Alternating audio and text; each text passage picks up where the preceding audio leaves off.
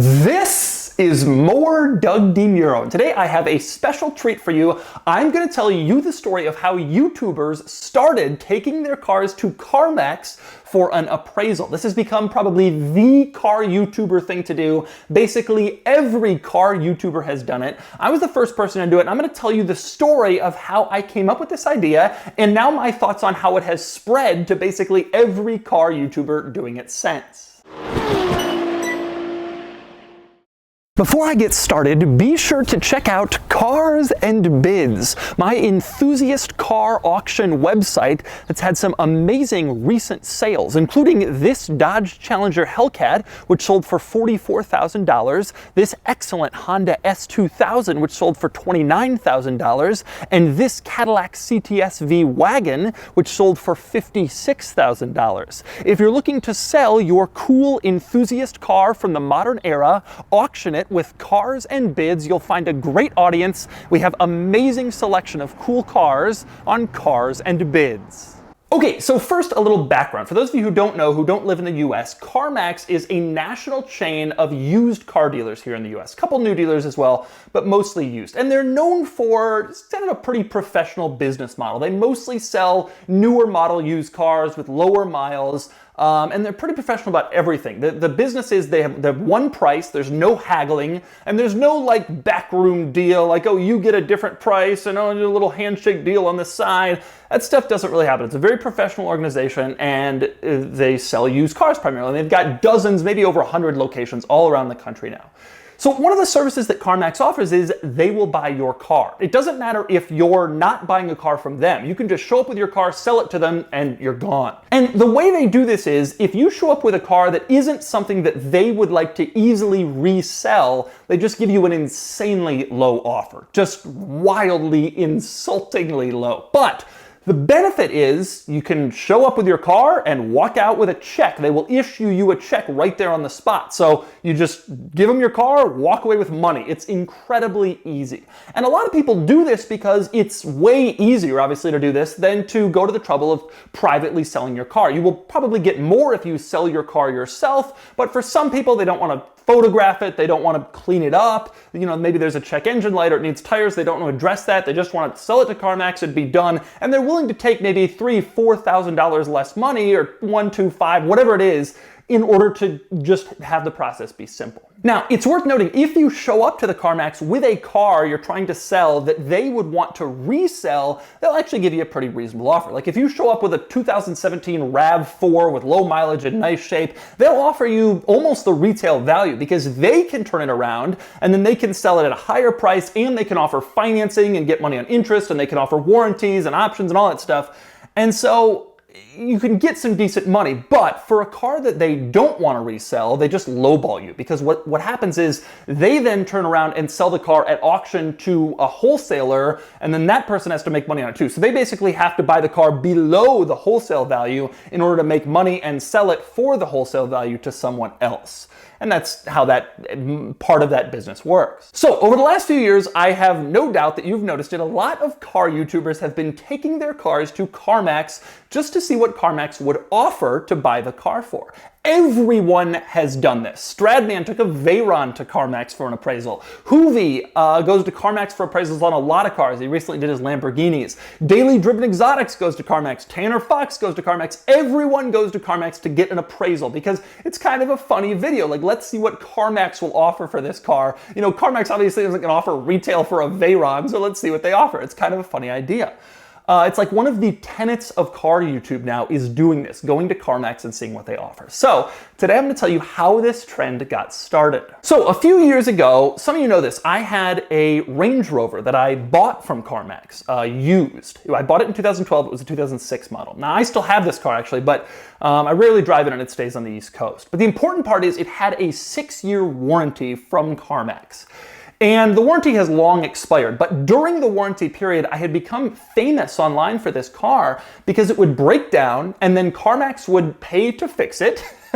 and then it would break down again, and it was a Land Rover, and they had issued a warranty on it. It would break down again, and they'd pay to fix it, and break down again, and this happened just constantly, on and on. And it was a really popular series of written articles. At the time I was writing for Jalopnik, and then later it became popular videos too. And I had become kind of known as the dude who got the CarMax Range Rover and made all the money back on the warranty and then some, because it kept breaking all the time. So I was already kind of associated with CarMax, and people knew me for my CarMax Range Rover, but also at that time I owned a Ferrari 360. Now, I had bought this car to make videos with, but what most people don't know about my experience with the 360 is I really, truly couldn't afford it. I bought it right at the beginning of 2014. This was 7 years ago. It was before a lot of YouTubers were doing like exotic car content, cars that they owned. You didn't see that much on YouTube. And so I had this idea, if a guy on YouTube gets a Ferrari, that'll be a big deal. Of course, now a lot of guys on YouTube have cars like this, but back then it really was a big deal. So I took out a loan to buy the car, which is unusual, but I had to have my parents co-sign on the loan, which is ridiculous. And I registered the car in Montana to save money on sales tax. I mean, it was embarrassing. I couldn't afford a thing. And every single time I drove the car, I was terrified that there would be some issue. I was always listening for noises. Did I hear something? Is that going to be expensive? Because I really, truly could not afford the car.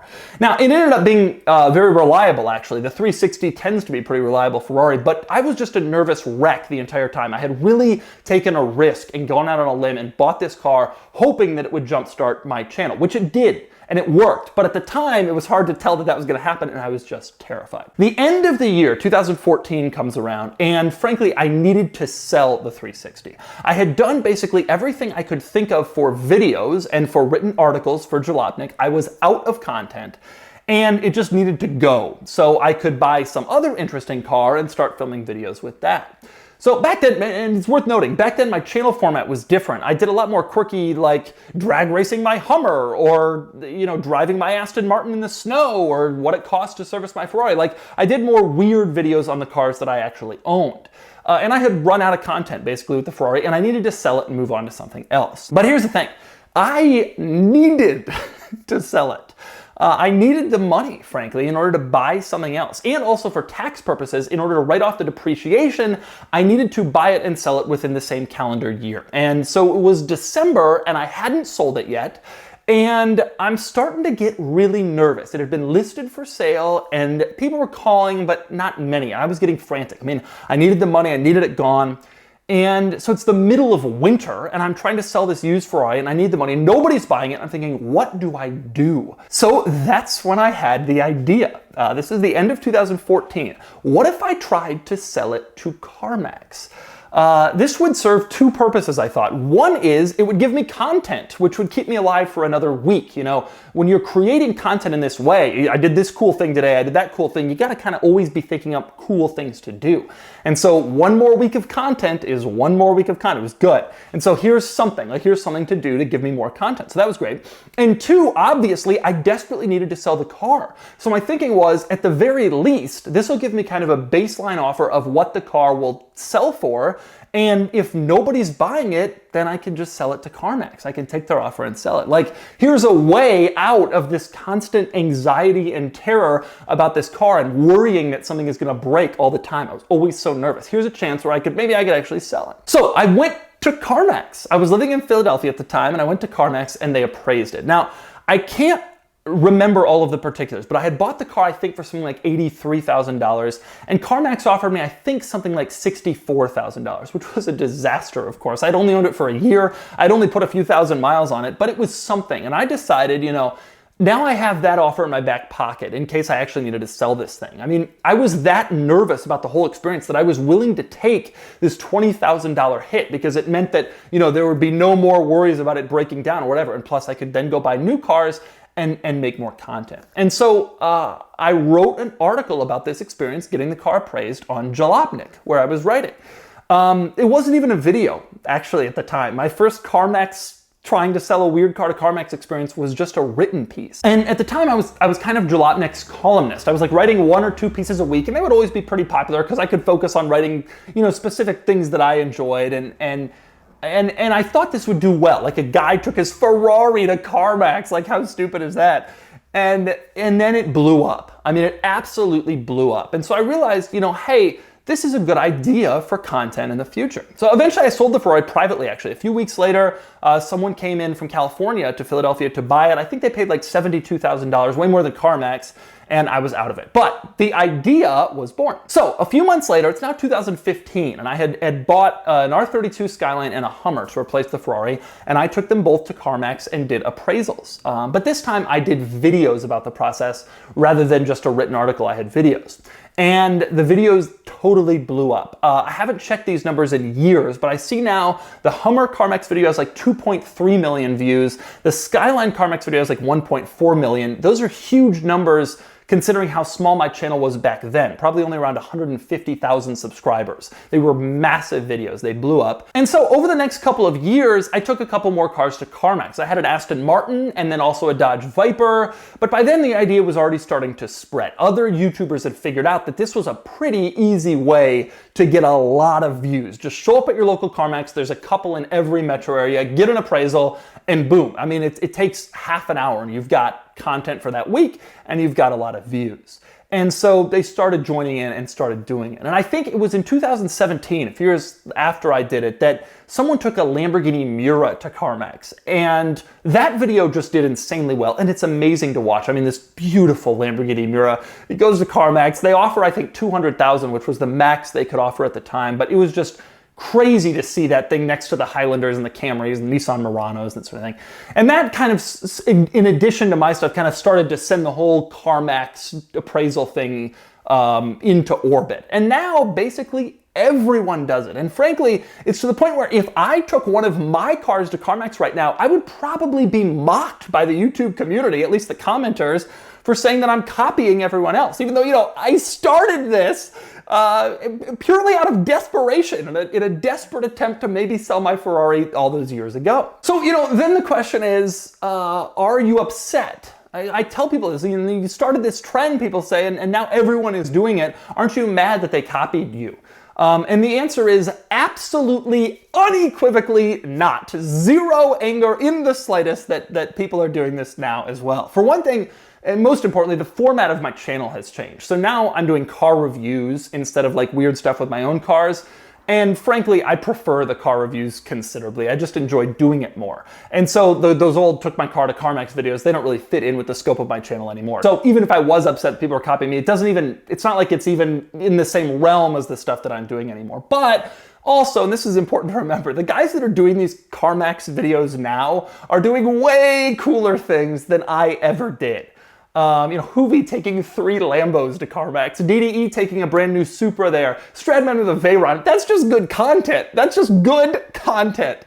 And Tanner Fox taking a crazy modded car to see how they value the mods. This stuff's way better than what I was doing. Now, I would drive over the bridge to New Jersey from Philadelphia to Turnersville, New Jersey CarMax, and they would see what they would offer on a 2006 Aston Martin that's only worth 30 grand. I mean, it's not that interesting of a video. But at the time, it was kind of a cool idea. People have taken the concept and dramatically improved it, and it's way better than what I was doing. So I actually watch some of these Took My Car to CarMax videos now, and they're so much better and more entertaining than what I was doing. But if you've ever wondered about the genesis of all this, basically how YouTubers got started taking their cars to CarMax for an appraisal, that's where it started. Now, I have to say, in years past, I was friendly with some of the CarMax PR people because my Range Rover warranty saga obviously got their attention. It got an enormous amount of publicity. And they told me that they enjoyed the YouTubers all taking their cars to CarMax, even though it's kind of, you know, it wasted the time of the CarMax person who was there that day. What it also did was, you know, it showed millions of people in these YouTubers' audience that, hey, CarMax is a place that will buy your car, regardless of whether it's weird or crazy or a Miura or whatever it is. And so I think that overall CarMax benefited from it, and they always enjoyed that publicity, and they still do because these videos are still coming up all the time. And obviously the YouTubers themselves enjoy it because it's a fun video and it's good content for a week, and it's interesting to see, you know, what CarMax is offering on some of these oddball cars and how they value them. But that's the story. That's how it all got started. YouTubers taking cars to CarMax. I was desperate to try to move on my Ferrari that I couldn't afford, and so I went to CarMax and started what became like one of the big trends on car YouTube. It's kind of crazy to see it now, but that is how it all started.